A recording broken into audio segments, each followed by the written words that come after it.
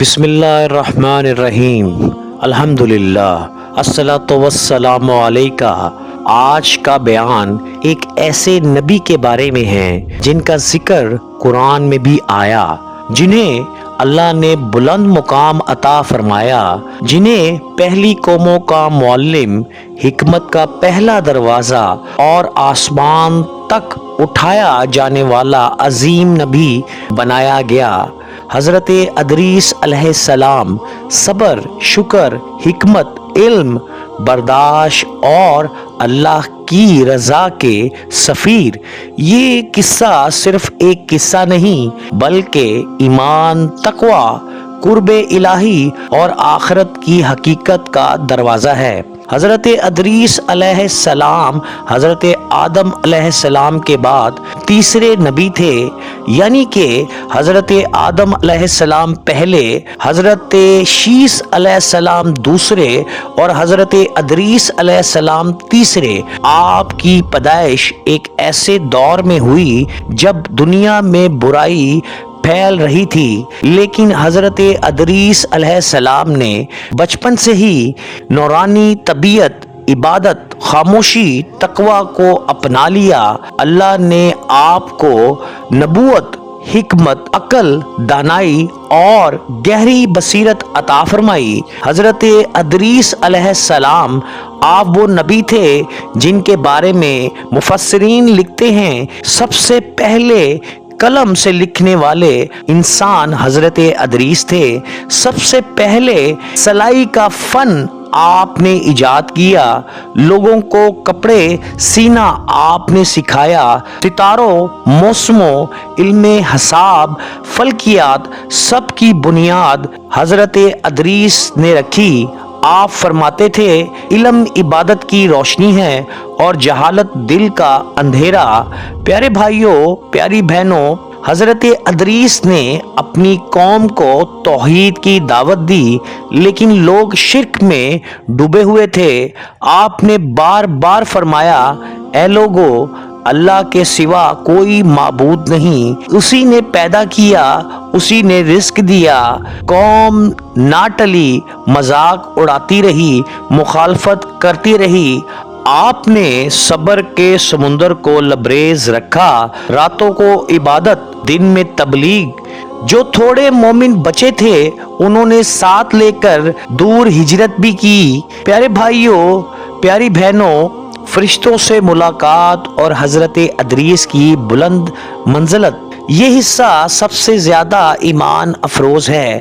اللہ کی عبادت میں آپ کا مقام اتنا بلند تھا کہ فرشتے بھی آپ کے عمل پر حیران ہوتے تھے۔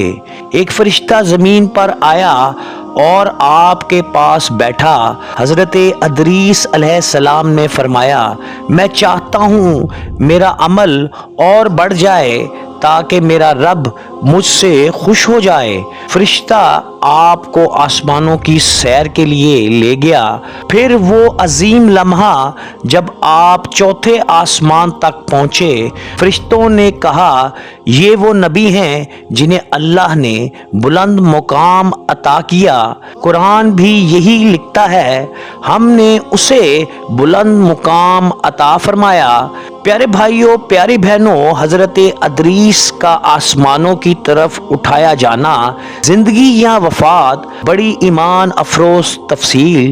آپ کا بھائی کچھ یوں ذکر کرتا ہے، فرشتہ موت نے کہا، میں مقررہ وقت کے بغیر کسی کی روح قبض نہیں کرتا، لیکن جب دیکھا کہ حضرت ادریس علیہ السلام کی روح تو آسمان میں ہی ہے، اللہ کے حکم سے وہیں ان کی روح قبض کر لی گئی۔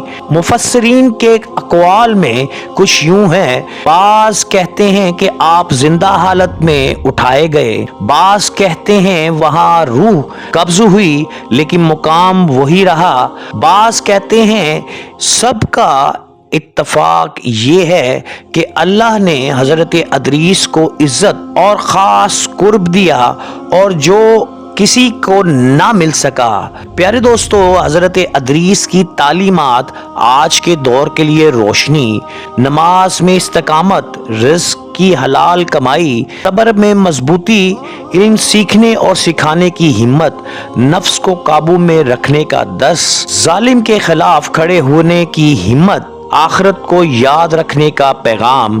پیارے بھائیو، اللہ جسے چاہے عزت دے، جسے چاہے بلند کر دے، لیکن بلند ہونے کا راستہ ہمیشہ عبادت، ایمان اور سچائی سے گزرتا ہے۔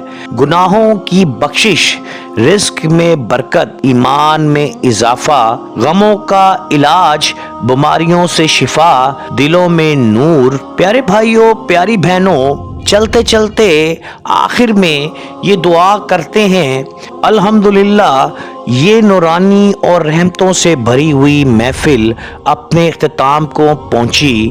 پروردگار عالم اس محفل کا ہر لمحہ، ہر لفظ، ہر سانس ہمارے دلوں میں ایمان کی جوت جگا دے۔ اے اللہ، ہماری اس کوشش کو قبول فرما، اسے ہمارے لیے صدقہ جاریہ بنا دے اور ہمیں ان لوگوں میں شامل فرما جن کے دل تیرے ذکر سے منور رہتے ہیں۔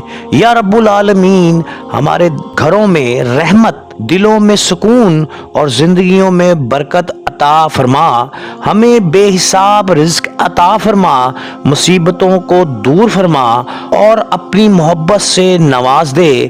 یا اللہ ہمیں ایمان کی وہ مٹھاس عطا فرما جو کبھی ختم نہ ہو۔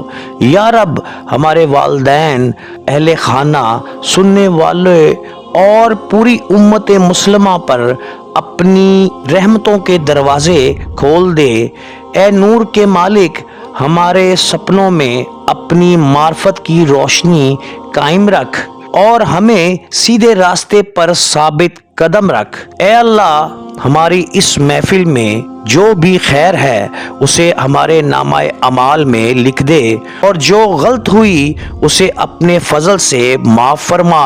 اے رب، ہمیں دنیا اور آخرت کی خوبیاں عطا فرما اور نبی کریم صلی اللہ علیہ وآلہ وسلم کی شفاعت نصیب فرما۔ آمین یا رب العالمین۔ اللہ آپ کو سلامت رکھے۔ اگلی نورانی محفل میں ملاقات ہوگی۔ اللہ حافظ، فی امان اللہ۔